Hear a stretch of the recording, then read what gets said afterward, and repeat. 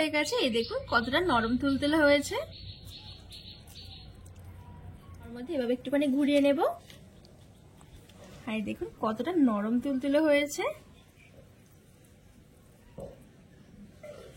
নমস্কার বন্ধুরা, নতুন একটা পর্ব দেখার জন্য আপনাদের সকলকে স্বাগত জানাই। আজকে আমি আপনাদেরকে মাত্র 10 টাকার সুজি দিয়ে একদম নরম তুলতুলে চমচম মিষ্টি বানিয়ে দেখাবো।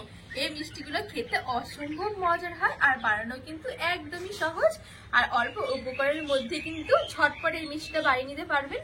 তো চলুন আমি মিষ্টিটা বানানো শুরু করি। আর আজকে আমি এই মিষ্টিটা বানানোর জন্য এখানে 10 টাকার এক প্যাকেট 200 গ্রাম সুজি নিয়েছি আর এই সুজিটা দিয়ে আজকে আমি মিষ্টিটা তৈরি করব। এইবার আমি গ্যাসের উপরে একটা কড়াই বসিয়ে সুজিগুলো দিয়ে দেবো আর সুজিগুলো আমি একটু শুকনো খোলায় ভেজে নেবো হালকা করে, এতে করে যে সুজির কাঁচা গন্ধটা আছে সেটাও চলে যাবে।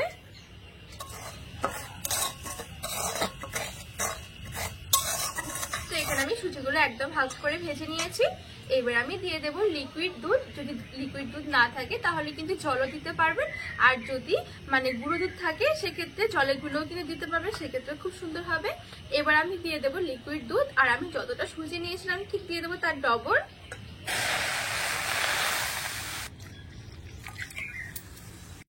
আর আমি একদম সামান্য একটু লবণ দিয়ে দিলাম, মিষ্টির মধ্যে একটু লবণ পড়লে বেশ ভালোই লাগে খেতে। এবার আমি সবকিছু ভালো করে একটু মিশিয়ে নেব। সেখানে লবণটা দিয়ে আমি খুব সুন্দর করে মিশিয়ে নিয়েছি। এবার আমি আঁচটা মিডিয়াম টু লোতে রেখে একটা ডোয়ের মতন বানিয়ে নেব।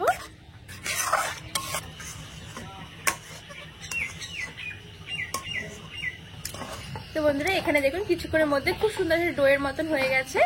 এবার আমি গ্যাস থেকে নামিয়ে নেব।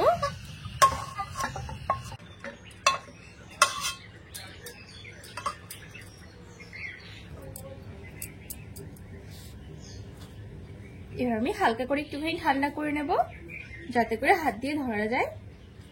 এখানে সুজির ডোটা হালকা একটু ঠান্ডা করে নিয়েছি, একটু গরম আছে, এখন কিন্তু হাত দিয়ে ধরা যাচ্ছে। ঠিক এরকম গরম রাখতে হবে, খুব বেশি আবার ঠান্ডা করে ফেললে কিন্তু ডোটা মাখা যাবে না পরে। তো এইবার আমি দিয়ে দেবো এখানে 2 চামচের মতো গুঁড়ো দুধ। আর এই গুঁড়ো দুধটা যখন পড়বে মিষ্টিগুলোর টেস্ট কিন্তু আরো বেশি বেড়ে যাবে, ঠিক পুরো দোকানের মতন হবে। তো এবার আমি গুঁড়ো দুধটা নিয়ে নেব, একটু এভাবে ছড়িয়ে ছড়িয়ে নিচ্ছি, তাহলে পরে কি আর একসাথে পড়বে না। এবার আমি ভালো করে একটু মেখে নেব।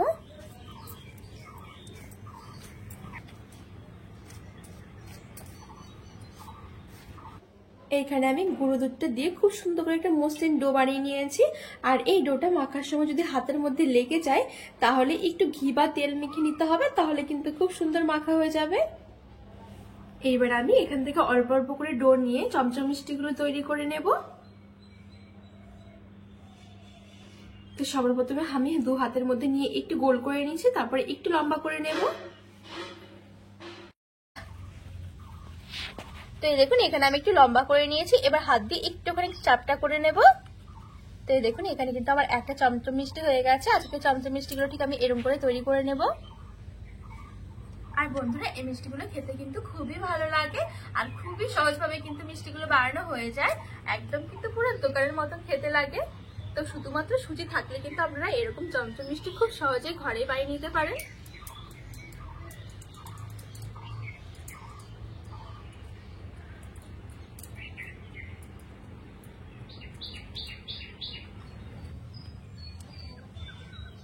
তো এখানে দেখুন আমি সবগুলো চমচম মিষ্টি খুব সুন্দর করে তৈরি করে নিয়েছি। এবার আমি মিষ্টিগুলো ভাজার জন্য কিছুটা তেল ভালো করে গরম করে নেব। আর এই মিষ্টিগুলোর জন্য কিন্তু তেলটা খুবই সুন্দর করে গরম করতে হবে, খুবই ভালো করে গরম করে নিতে হবে। তো এখানে কিন্তু তেলটা আমি খুব ভালো করে গরম করে নিয়েছি। এবার আমি মিষ্টিগুলো ছেড়ে দেব।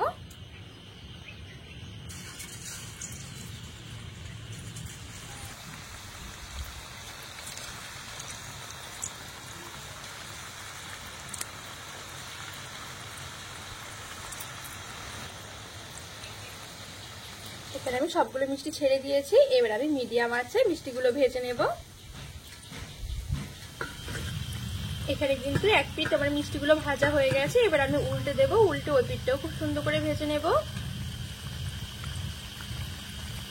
আর এই মিষ্টিগুলো কিন্তু অবশ্যই মিডিয়াম টু হাই আঁচে ভাজতে হবে, নাহলে পরে কি মিষ্টিগুলো আবার ভেঙে যাবে। তো এখানে কিন্তু কিছুক্ষণের মধ্যে কি খুব সুন্দর করে আমার মিষ্টিগুলো ভাজা হয়ে গেছে। আর এই দেখুন মিষ্টির কিন্তু খুব সুন্দর একটা কালারও চলে এসেছে। আর বেশি কিন্তু মিষ্টিগুলো আমি আর ভাজবো না।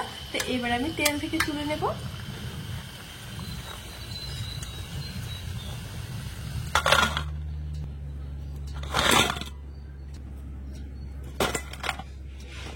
এবার আমি কড়াই বসিয়ে একটা চিনি শিরা তৈরি করে নেব। তো আমি এখানে নিয়েছি 1 কাপের মতন চিনি আর সাথে নিয়েছি 2টো এলাচ। তো এবার আমি চিনিটা নিয়ে নিচ্ছি কড়াইয়ের মধ্যে। আমি 1 কাপের মতনই জল দিয়ে দিচ্ছি। এবার আমি চিনিটা ভালো করে গলিয়ে নেব। এখানে কিন্তু চিনিটা খুব সুন্দর করে গলে গেছে। তো এবার আমি আর চিনি শিরাটা জাল করব না। এখানে কিন্তু 1 কাপ চিনির জন্য 1 কাপ জলই যথেষ্ট। তো এবার আমি এই গরম গরম চিনি শিরার মধ্যে ছেড়ে দেবো মিষ্টিগুলো। এবার একটু ভালো করে মিশিয়ে নেব।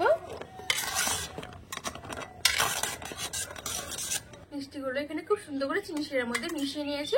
আর এখানে কিন্তু চিনি শিরাটা খুব বেশি একটা কিন্তু ঘন করলে আবার মিষ্টির ভিতরে রস ঢুকবে না। তো একটু নর্মাল মানে পাতলা করেই করতে হবে চিনি শিরাটা। তো এবার আমি ঢাকা চাপা দিয়ে ঠিক 30 মিনিটের জন্য এভাবে ছেড়ে দেব।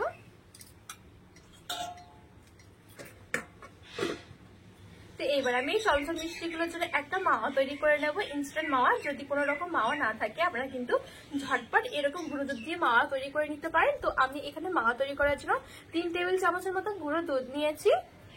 আর সাথে আমি 1 টেবিল চামচের মতন ঘি দিয়ে দিচ্ছি। এবার আমি এই ঘিটা দিয়ে একটু ভালো করে ডোডোলো মেখে নেব, তাহলে কিন্তু আমাদের ইনস্ট্যান্ট মাওয়া হয়ে যাবে। তো এখানে আমি ঘিটা দিয়ে খুব সুন্দর করে মেখে নিয়েছি। আর এখন কিন্তু আমাদের পুরো মাওয়া রেডি হয়ে গেছে।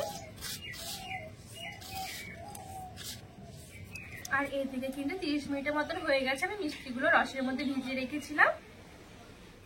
তো বন্ধুরা এখানে দেখুন 30 মিনিটের মধ্যে কিন্তু রসটা অনেকটাই শুকিয়ে গেছে। আর মিষ্টিগুলো কিন্তু অনেকটাই পুরো ফুলে ডবল হয়ে গেছে। এই দেখুন কতটা নরম তুলতুলে হয়েছে। এবার আমি যে মাওয়াটা তৈরি করে রেখেছিলাম, এবার মাওয়ার মধ্যে এভাবে একটুখানি ঘুরিয়ে নেব।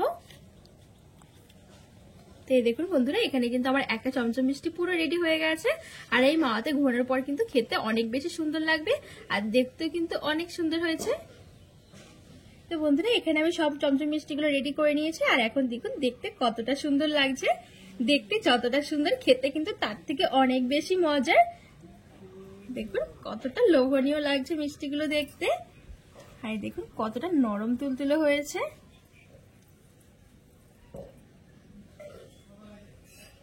তো বন্ধুরা আজকে এই চমচম মিষ্টি রেসিপিটি কেমন লেগেছে অবশ্যই কিন্তু কমেন্ট করে জানাবেন। আর রেসিপিটি ভালো লাগলে চ্যানেলটিকে সাবস্ক্রাইব ও ফলো করে পাশে থাকার অনুরোধ রইল।